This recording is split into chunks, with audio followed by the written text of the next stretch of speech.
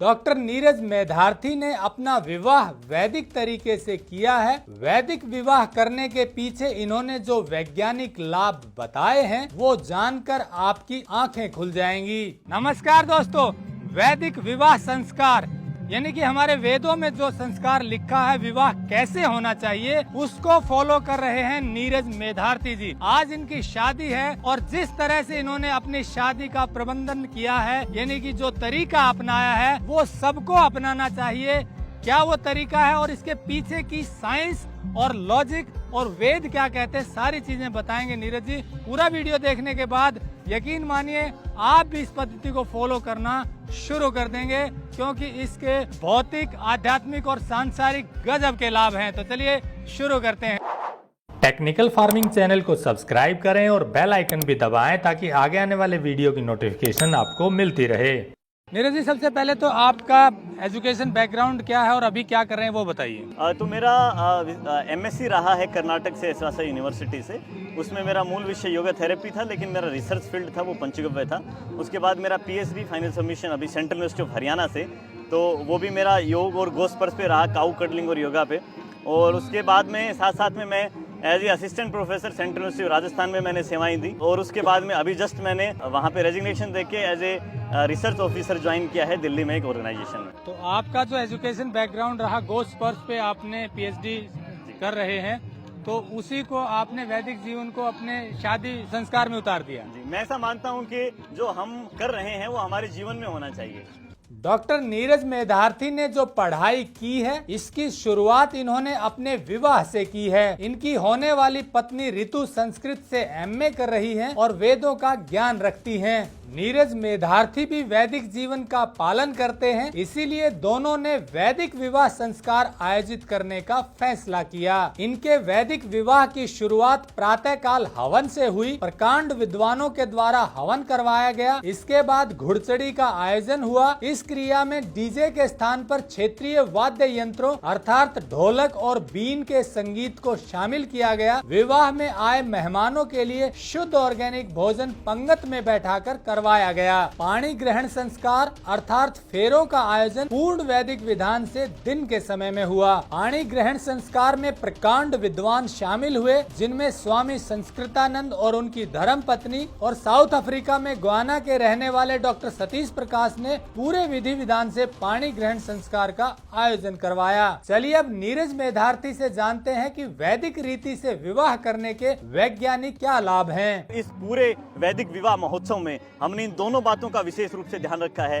पहला तो भोजन और दूसरा आपकी सर्केडियन, आपकी बायोलॉजिकल क्लॉक। तो मैं पहले बिंदु पे यदि बायोलॉजिकल क्लॉक वाले बिंदु पे आऊं तो इसमें मुख्य तौर पे जो ये रात की जो परंपरा है, रात को विवाह करने वाली, ये ना तो वैदिक परंपरा है और ना ही वैज्ञानिक परंपरा है। और मैं ये बात इसलिए कह रहा हूँ क्योंकि रात को ज़्यादा लाइट के संपर्क में लंबे समय से रहने के बाद में हमारे शरीर में एक हार्मोन जो स्लीप के लिए रिस्पॉन्सिबल होता है, जिसको मेलाटोनिन जिसका नाम है, उसकी जो मात्रा है वो कम हो जाती है और उसकी वजह से अनेकों प्रकार के स्लीप डिसऑर्डर्स आते हैं।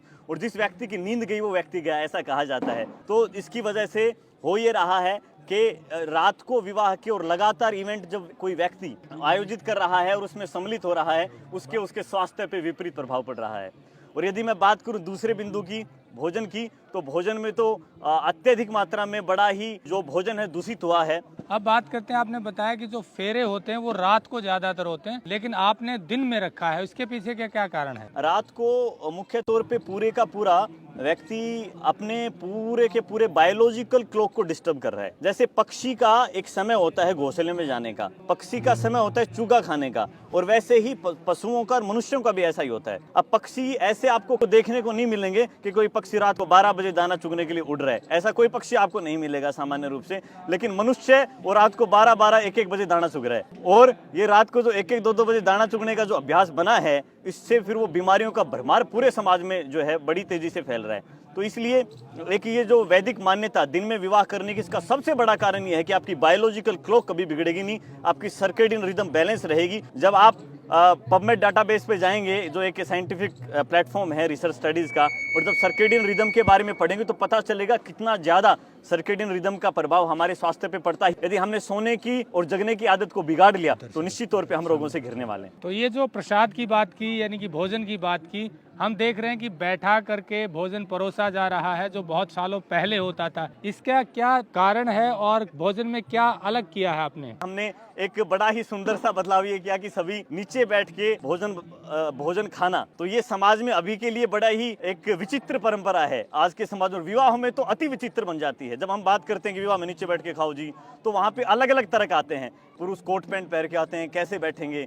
लेकिन उन सारी चुनौतियों को हमने अपने वैदिक ज्ञान के साथ में और आधुनिक विज्ञान के साथ में काटा। भोजन में क्या खास किया आपने? कि हमने जो भोजन बनाया है, लगभग सारा का सारा भोजन चूल्हे पे हमने तैयार किया है। चूल्हे पे भोजन। और जब चूल्हे की जब हम बात करते हैं और गैस की बात करते हैं, तो इसमें मोटे रूप से सरल भाषा में ऐसे हम समझ सकते हैं कि चूल्हे का भोजन आपके शरीर में अम्लता को नहीं बढ़ने देता।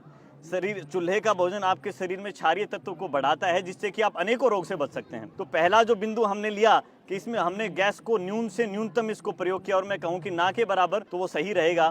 दूसरा, हमने पात्रों का जो चुनाव किया, तो आप देखेंगे यहाँ पे जो भी सब्जी बनी है, जो भी पूरी आदि बनी है, उसको सबको हमने लोहे के पात्र में बनाया। तो इसके लिए हमने एल्यूमिनियम के पात्र का प्रयोग नहीं किया। आप देखेंगे चारों तरफ जो हमने एक जागरूकता के लिए हमने बैनर्स भी लगाए हुए हैं, और उसमें ये स्पष्ट रूप से निकल के आ रहा है कि एल्यूमिनियम के बर्तनों का प्रयोग कैसे व्यक्ति के अंदर रिप्रोडक्टरी जो सिस्टम है, जो प्रजनन जो क्षमता है व्यक्ति की, किस रूप से प्रभावित कर रहा है, कैसे वो नर्वस सिस्टम की एक्टिविटीज को डिके कर रहा है, कैसे वो जो है उसको छीन कर रहा है, धीरे धीरे घटा रहा है। नीरज मेधार्थी ने अपने विवाह में चीनी, रिफाइंड और सफेद नमक का प्रयोग नहीं किया, और साथ ही किसी भी तरह के कोल्ड ड्रिंक्स, प्रोसेस्ड फूड और प्लास्टिक का भी प्रयोग नहीं किया। इन्होंने मेहमानों को शुद्ध ऑर्गेनिक गन्ने का जूस पिलाया, और साथ ही चाय के स्थान पर देसी गाय का शुद्ध दूध पिलाया, और साथ में शुद्ध मिठाइयाँ और शुद्ध भोजन खिलाया। तीसरा बिंदु हमने ये ध्यान रखा है, जितना भी सामान यहाँ पे प्रयोग हुआ है, क्योंकि मेरा काम पंचगव्य के विज्ञान पे रहा, और हमें ये जानने को मिला कि पंचगव्य भोजन सभी भोजनों में श्रेष्ठ भोजन इसलिए क्योंकि पंचगव्य भोजन का सेवन करने वाले व्यक्ति का रक्तचाप, उसका ब्लड ग्लूकोज, उसका स्पिरिचुअल जो वेलबींग है, उन लोगों की तुलना में काफ़ी अच्छी होती है जो पंचगव्य भोजन का सेवन नहीं करते। चाहे आपने यहाँ पे मिठाई खाई हो, तो मिठाई का हमने कांग्रेस गायों का इस क्षेत्र से दूध इकट्ठा किया, उसको लोहे की कढ़ाई में उबाला, उबालने के बाद मावा निकला, और उसके बाद में उसमें चीनी नहीं मिलाई। हमने चीनी की जगह हमने देसी खांड का प्रयोग किया।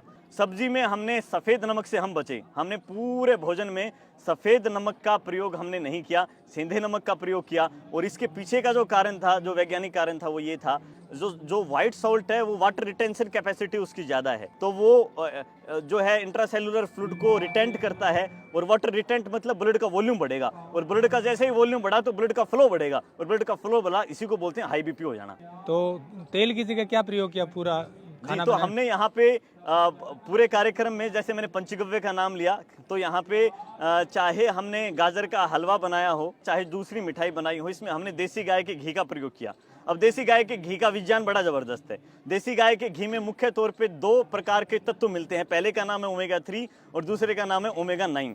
अब ओमेगा 3 ये करता है कि हृदय संबंधित रोगों से व्यक्ति को दूर रखता है, और ओमेगा 9 का भी कुछ इसी प्रकार का काम है कि ये डायबिटीज से और ओबेसिटी से व्यक्ति को दूर रखता है। और ना केवल इतना ही, विजन के लिए, आंखों की दृष्टि के लिए, मुख्य तौर पे एक और बड़े बेनिफिट की मैं बात करूं तो वो डाइजेशन सिस्टम के लिए बड़ा ही लाभकारी है देसी गाय का घी। नीरज मेधार्थी ने अपने विवाह समारोह के लिए ऐसे स्थान का चयन किया जो गौशाला के पास में है। गौशाला के पास में विवाह स्थल का चयन करने के पीछे क्या कारण है, ये भी सुन लीजिए। निश्चित तौर पे, और ये हमने मेरी खुद की ही स्टडी में हमने ये प्रमाणित किया है, और जल्दी ही आपको उसके पब्लिकेशंस भी जो है रिसर्च डेटाबेस पे देखने को मिलेंगे कि गाय के पास रहने से, गाय का दूध, घी, गोबर, गोमूत्र के पास पे तो बहुत ज्यादा काम हो चुका है। द फील्ड ऑफ काउपैथी आप सर्च करेंगे तो आपको अनेकों प्रकार की साइंटिफिक नॉलेज मिलेगी। लेकिन ये जो एक फील्ड था कि गाय के पास रहने से, गाय को चारा खिलाने से, गाय के ऊपर हाथ फेरने से, इसके भी अनेकों जो है एक तरीके से इसके बेनिफिट्स हैं। मैं एक बात करूं, जब हमारी स्टडी चल रही थी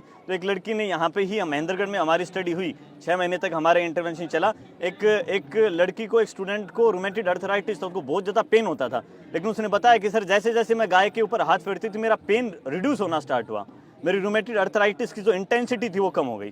तो इतना यदि बदलाव गाय को केवल रोटी खिलाने से और स्पर्श करने से है, तो यदि हम गाय को दूध, घी के लिए छोड़ भी दें और केवल उसको हाथ फेरने के लिए पालें तो मैं मानता हूं कि व्यक्ति का उद्धार हो जाएगा। नीरज मेधार्थी ने अपने विवाह में डीजे का प्रयोग नहीं किया। डीजे बजाने के क्या नुकसान है, ये जानकर आपकी आंखें खुल जाएंगी। एक तो हमने सबसे बड़ा बदलाव किया, वो हमने डीजे नहीं लेके आए। तो डीजे ना आना आज के समय में बहुत बड़ा हवा है। डीजे आया तो आपका कार्यक्रम सफल, डीजे नहीं आया तो आपका कार्यक्रम असफल। लेकिन हम इस असफल और असफलता के कुछ चक्कर में पड़े ही नहीं। हमें एक बात समझ में आई, यदि ध्वनि 40 dB से ज्यादा की आवाज है तो ध्वनि ना केवल आपके श्रवण शक्ति को, सुनने की शक्ति को कम करेगी, बल्कि एक जो बड़ा जो समस्या आ रही है डीजे की, वो है लर्निंग डिसेबिलिटीज बच्चों में। ये सबसे बड़ी समस्या है कि बच्चों को जो डीजे का जो प्रभाव, छोटे बच्चों की मैं बात कर रहा हूं, और आप यहाँ पे साइंटिफिक रेफरेंस भी देख पाएंगे कि कौन से पेपर की मैं बात कर रहा हूं, कि बच्चों में डीजे के कारण से लर्निंग डिसेबिलिटीज बढ़ रही हैं, बच्चों की क्रिएटिविटी कम हो रही है। और एक मैं बहुत बड़ी मैं बात करूं, एक साइंटिफिक एक पेपर में, एक मैन्युस्क्रिप्ट में ये भी दे रखा है कि इंसुलिन रेजिस्टेंस को बढ़ाता है डीजे। अब डीजे का इंसुलिन रेजिस्टेंस से लेना देना ये बहुत बड़ी बात है। तो हमने इस डीजे का पूरे कार्यक्रम में कहीं प्रयोग नहीं किया, और डीजे की जगह हमने पारंपरिक गीत, डीजे आने से एक बहुत बड़ा एक जो नुकसान और हुआ भारत को, वो ये कि भारत के करोड़ों गीत गायब हो गए, भारत के लाखों गीत गायब हो गए, जिसमें दो चीजें थी, जिसमें एक तो ज्ञान था, नॉलेज थी, और उन गीतों के अंदर दूसरा उनको मानसिक शांति को पहुंचाने की एक प्रवृत्ति थी उन गीतों में। लेकिन ये आज की पीढ़ी को, यदि हम हमारी दादी से बात करें, उनको 15-15, 20-20 गीत आएंगे, लेकिन अभी की पीढ़ी से बात करें एक भी गीत नहीं आता। तो हमने यहाँ पे जो 3-4 दिन माहौल चला हमारे पूरी शादी के उस समय जो चल रहा है, वो अनेकों बहनों ने गीत भी सीखे, गीत गाए भी, और पूरा गीतनुमा माहौल रहा। और जब वो गाते थी एक स्वर से, तो मानसिक स्वास्थ्य के लिए, मानसिक मन के लिए भी जो है बड़ा ही सुखप्रद रहा और बड़ा ही वो शांतिपूर्वक रहा। नीरज जी, भविष्य में जो युवा शादी करेंगे उनके लिए आपका क्या संदेश है? इस पूरे आयोजन को हम आयोजित करके जो संदेश देना चाह रहे हैं वो यही कि अब मन की अशांति ज़्यादा है, मन की पीड़ाएं ज़्यादा हैं, मनों में दुख ज़्यादा हैं, मनों के बंधन ज़्यादा हैं। इन बंधनों से छुटकारा पाने के लिए हमारे पास जो विकल्प है मन की शांति के लिए, वो इस प्रकार के आयोजन हैं। और इस प्रकार के आयोजन के लिए हमें बहुत ज़्यादा अखंड पुरुषार्थ, खैर अभी जो सुबह चर्चा चल रही थी, कंवर सिंह जी ने कहा कि तगड़े ऊंट को आगे होना पड़ता है नई लीक निकालने के लिए। मैं ऐसे मानता हूं कि अगर इस कार्यक्रम से 2, 4, 5 साथियों को भी प्रेरणा मिली तो निश्चित तौर पे एक बड़े रूप में समाज में बदलाव आएगा। और ये रात की जो परंपरा है और ये जितनी जो अशुद्ध विकृतियां हैं भोजन में, वो निश्चित तौर पे दूर होंगी। और जो हमारा एक लक्ष्य है कि एक सुखद भारत, समृद्ध भारत, स्वस्थ भारत, इसको हम निश्चित तौर पे इसको प्राप्त कर पाएंगे। तो दोस्तों, जैसा नीरज मेधार्थी जी ने बताया, इन्होंने एक प्रयास किया है कि जैसा हमारे वैदिक विवाह संस्कार में होना चाहिए वही तरीका फॉलो किया है। और इसके बहुत सारे लाभ न केवल इनको हैं बल्कि मेहमानों को और ज़्यादा लाभ होते हैं। जो आता है उनको स्वास्थ्य के लाभ हैं, और इसी चीज़ को ध्यान में रख करके ये पूरा संस्कार आयोजित कर रहे हैं। उम्मीद है आप इसे फॉलो करेंगे, एक शुरुआत करेंगे जिससे खाने में शुद्ध चीज़ें मिलेंगी और न ध्वनि प्रदूषण होगा और भी बाकी प्रदूषण से बचेंगे, और एक अच्छा विवाह संस्कार साबित होगा और जो मन को और शरीर को भी स्वस्थ रखेगा। जुड़े रहिए टेक्निकल फार्मिंग से। नमस्कार, जय हिंद। अगर आपको यह वीडियो पसंद आया है तो ज्यादा से ज्यादा लाइक और शेयर जरूर करें। साथ ही चैनल को सब्सक्राइब करना ना भूलें।